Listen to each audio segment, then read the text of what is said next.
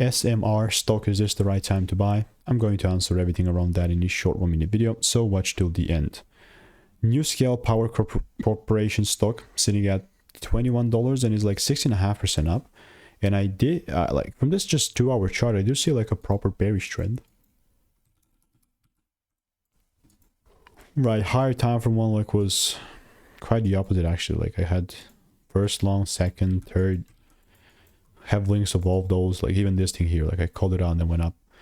Curious to see if this is the link of that. Yeah, sure thing is. You can see it here. And this was made 4 weeks ago. After that, now we started kind of retracing down. Even before had longish, bro, it's crazy. But I'll get rid of all this. Actually, I'm gonna hide that. Like, why get rid of it? Why not hide?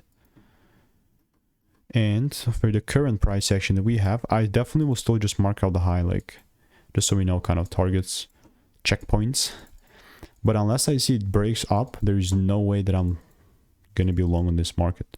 Most importantly, like just a double break above here.